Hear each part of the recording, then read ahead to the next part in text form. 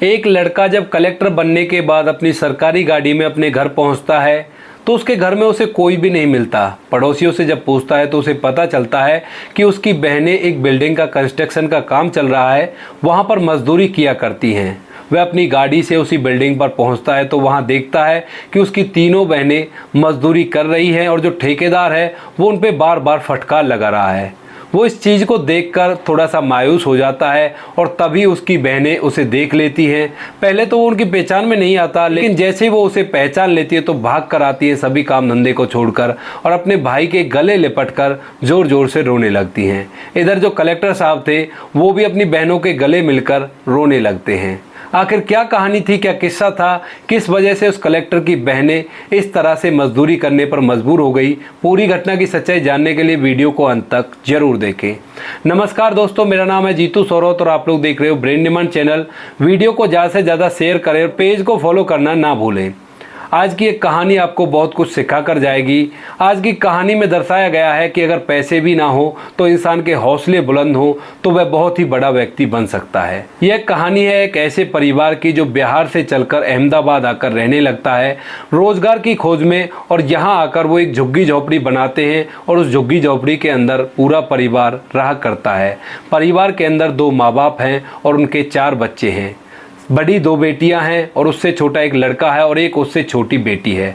यानी कि परिवार में कुल 3 लड़कियां थी, एक लड़का था और 2 माँ बाप थे।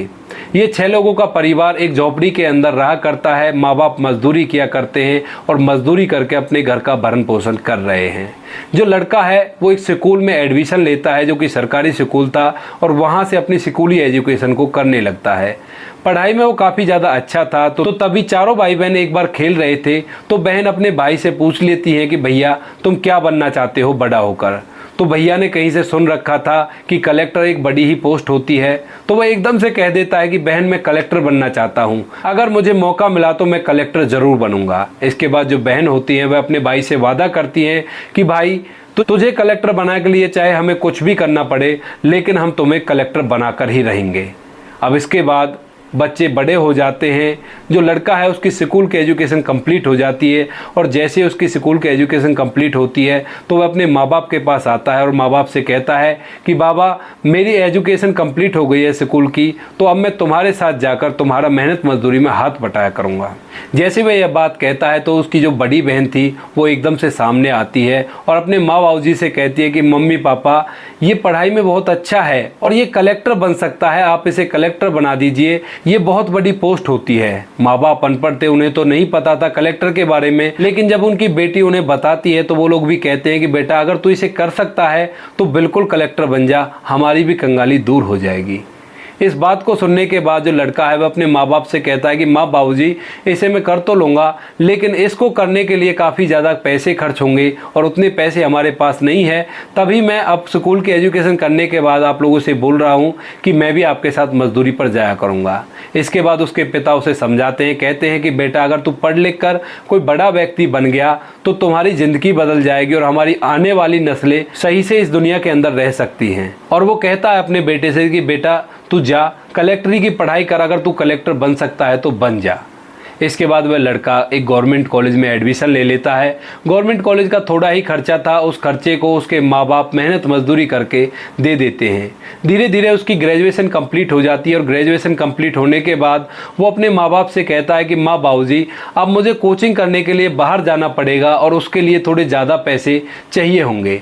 तो जो उसके माता पिता हैं वो कहते हैं कि बेटा तू अपनी पढ़ाई पर ध्यान दे, पैसों की चिंता छोड़ दे, हम लोग डबल मेहनत कर लेंगे और डबल मेहनत करके तुम्हारे पैसों का जुगाड़ कर देंगे। अब उसके बाद माँ बाप और भी ज़्यादा मेहनत किया करते और साथ ही साथ उसकी जो बड़ी बहन है वो भी मेहनत करने के लिए जाया करती।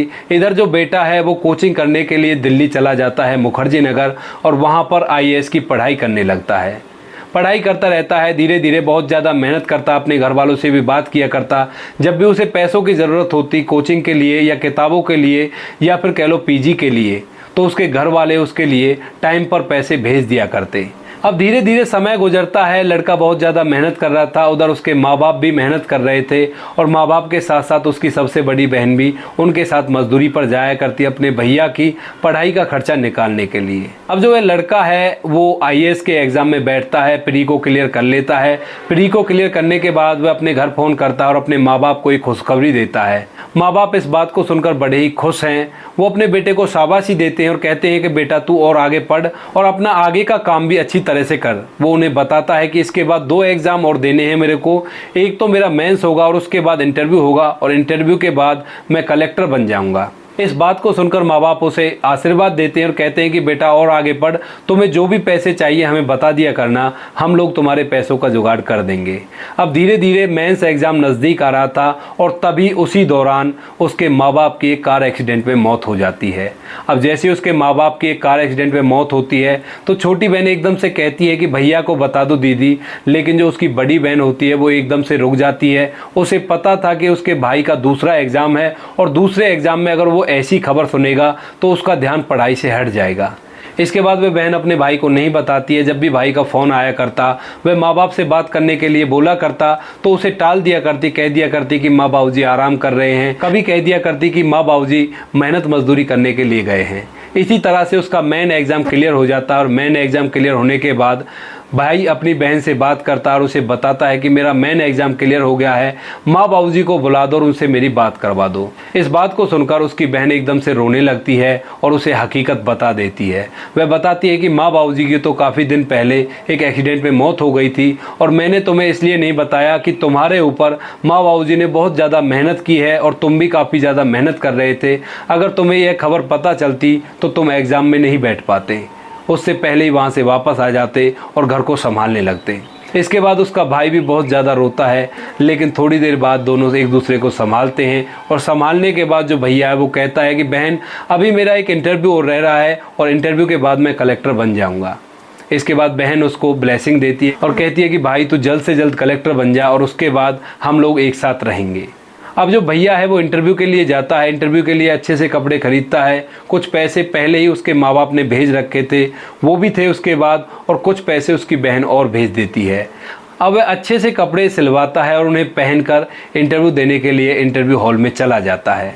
वहाँ पर जाने के बाद जो इंटरव्यू लेने वाला व्यक्ति था वह उससे उसके जीवन के बारे में पूछने लगता है, तो वह उसे अपनी सारी कहानी बता देता है। और जैसे ही वो इंटरव्यू लेने वाला उसकी सारी कहानी सुनता है तो कहानी को सुनने के बाद उसकी भी आंखों में आंसू आ जाते हैं कि कैसे एक गरीब लड़का झोपड़पट्टी से उठकर यहाँ तक आ गया इस इंटरव्यू को देने के लिए। उसके बाद कुछ सवाल भी वो इंटरव्यूअर उससे पूछता है, उन सवालों के सटीक जवाब वह लड़का उन्हें दे देता है।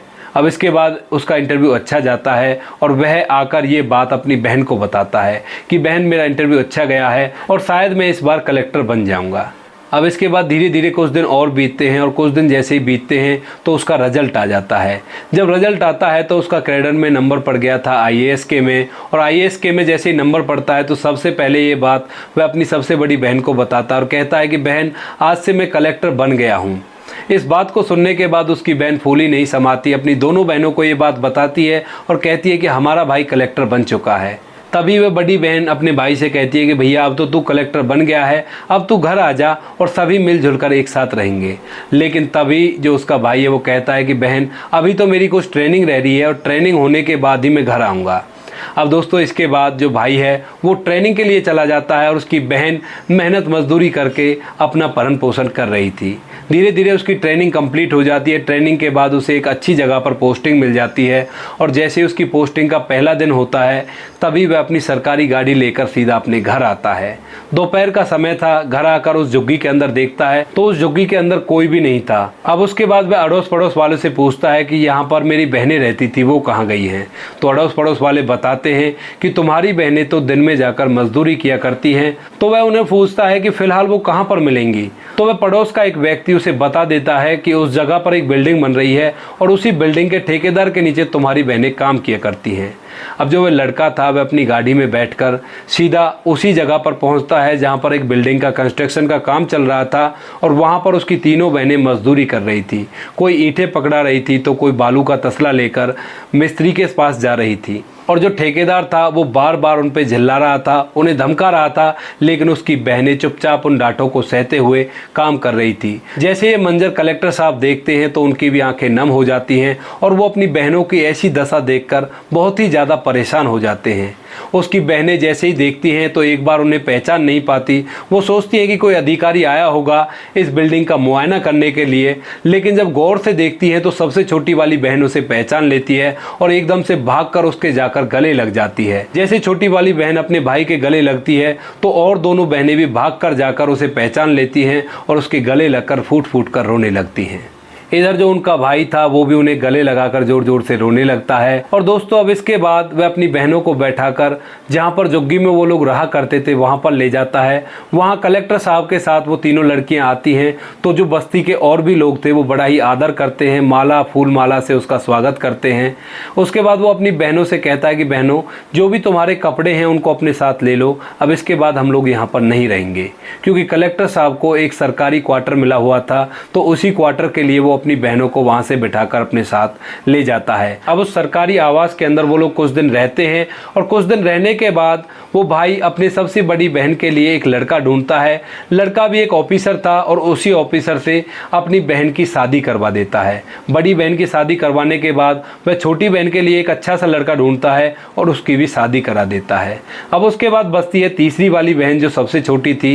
जैसे वो उससे शादी के लिए बात करता है तो वो बहन कहती है कि भैया मैं बाद में शादी करूंगी, मैं आपसे छोटी हूं, आप ऐसा करो पहले आप शादी कर लो, नई नई भाभी आएगी, उसे भी तो सब चीज़ बताने के लिए कोई यहाँ पे चाहिए। तभी वह भैया अपनी बहन को समझाता है कि बहन आजकल की औरतें ऐसी होती हैं कि तुम्हारा जीना दुश्वार कर देंगी और उसके आने के बाद क्या पता मैं तुम्हारी शादी कर पाऊँ या नहीं कर पाऊँ। क्योंकि वो कलेक्टर था दोस्तों और उसे सब चीज़ के बारे में पता था कि आजकल किस तरह की महिलाएं होती हैं।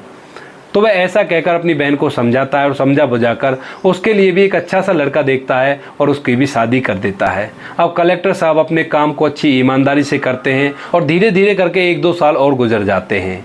अब तीनों बहनों ने मिलकर उसके लिए एक अच्छी सी लड़की ढूंढी। लड़की काफ़ी खूबसूरत थी, होनहार थी और बहुत ही ज़्यादा अपने रिश्तों को निभाने वाली थी।